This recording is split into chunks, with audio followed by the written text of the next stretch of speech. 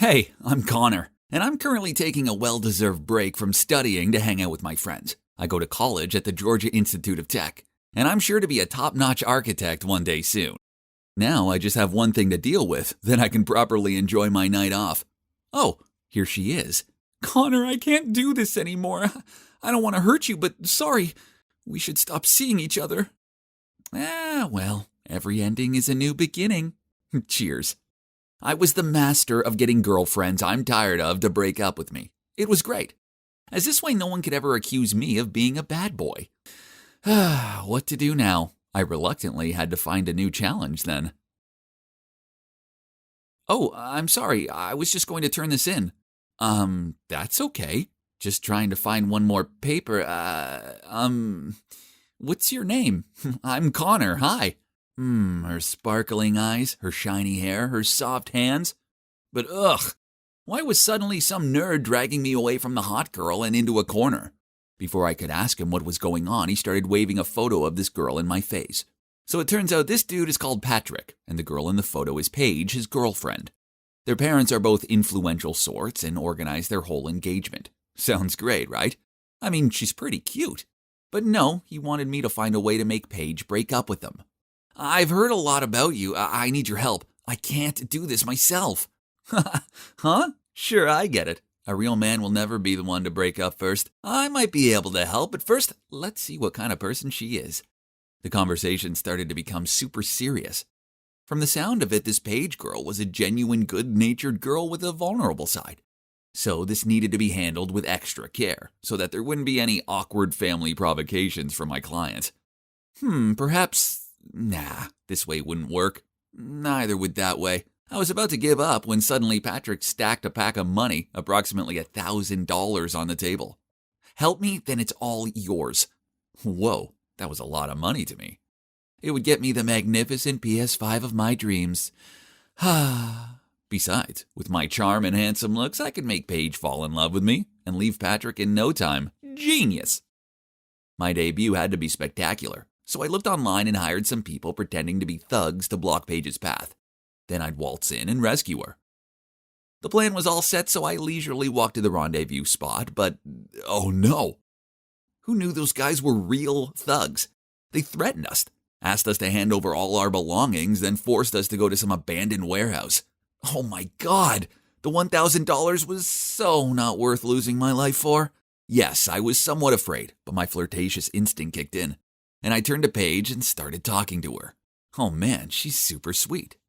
And I noticed that when she talks about something that interests her, she crinkles her nose. She's so cute, but most of all, she's really smart. Why, you ask? Because just an hour later, the cops showed up and arrested the thugs. Turns out, before Paige handed over her belongings, she quickly texted the thug's license plate to a friend and asked her to call the cops. Phew! And, luckily for me, thanks to this destiny meeting, I got a little more information about her and learned that Paige was planning to learn Spanish to major in tourism there. But there's one more important thing. That is, I think I have a crush on her. She's not like any other girl I've met before. I want to win her heart, truly, not just because of the plan. It will be the best of both worlds. Patrick gets to be free of Paige as requested, but she won't end up a lovelorn girl because she'll have a new handsome boyfriend by her side. Yep, that'll be me. There was just one problem. In all the commotion of the day, I'd forgotten to ask Paige for her number. Oops. I had asked Patrick for it and then texted her, but sadly didn't receive a response. I needed to be smart about this, so I decided to pretend to be a Spanish tutor. Yeah, I can't speak Spanish, but with my charm, that's no big deal, right? I created a flashy profile and told Patrick to pretend to surf and accidentally find me. Then show Paige. And so, ding! Hola, yo soy Professor Connor. But wait, sheesh! If only I'd studied Spanish harder in high school. And now the extent of my Spanish were just a few words I'd picked up from binge-watching Money Heist. So I just copied down Spanish lessons off YouTube and taught these to Paige. I don't know if it's because of my teaching skills or my charisma, but Paige seemed to think I was legit. However, my flirting tricks weren't going so well. I knew she liked me. I mean, who wouldn't like me? Besides, she gave me these cute looks and laughed at my jokes. Our chemistry was undeniable. So when I reached over and placed my hand on top of hers, I felt sparks fly. But then she gave me this awkward look and moved her hand away. She liked me, right? So why was she acting like this? I never failed at flirting. Feeling frustrated, I was trudging my way up the street when, was that Patrick happily holding hands with a girl? I recognized the long hair. It was Paige. Ugh, why can't she drop her lousy boyfriend already? And why won't she date me instead? I was about to leave, but the more I thought about it, the more resentful I became.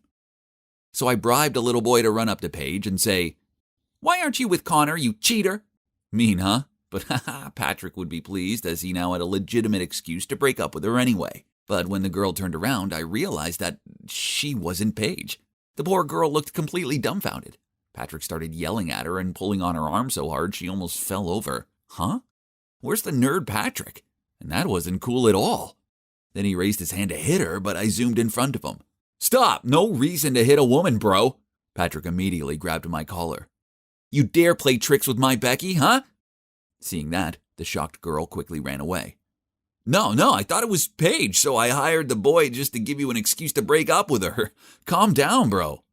Patrick reassessed the situation, then he cleared his throat and said, "Oh, well, I was bored of Becky anyway, thanks." I was still shocked by this jerky side of Patrick when he immediately said, "By the way, you can stop the plan with Paige. I decided I like her now. Lately, she's been so full of life and less clingy." He told me he would still pay me, then he hopped into a taxi. Ugh, that's the version of Paige when she's with me. I gave her that zest of life, you jerk. Whatever. From this day forth, he was no longer my client, and I didn't want his stupid money. It was time I told Paige what Patrick was really like, so I arranged to meet her in a cafe and told her everything. But when she got over the initial shock, she snapped at me. "I know this is all part of your twisted fabrication. I mean, you lied about speaking Spanish, and now you're just making up stories to break Patrick and me up." Then she threw my textbook back at me and stormed off. Oh man, that Patrick is such a slimeball. But I couldn't blame her for believing him over me. I'd seen firsthand how much of a wolf in sheep's clothing he was. I tried to find proof to show Paige, but that jerk sure covered his tracks. His whole nerdy bookworm facade was flawless. And he was still this sluggish nerd, wobbly clutching the bus handle to go to school every day. Ugh, what a con man. Just you wait, Patrick. It's time the world saw your true face. With such determination, I continued to spy on him around town. Then one time, like every other day, I was on duty when a group stopped me, accompanied by Patrick pointing at me. "Here's our sandbag." Uh-oh, looks like I was busted.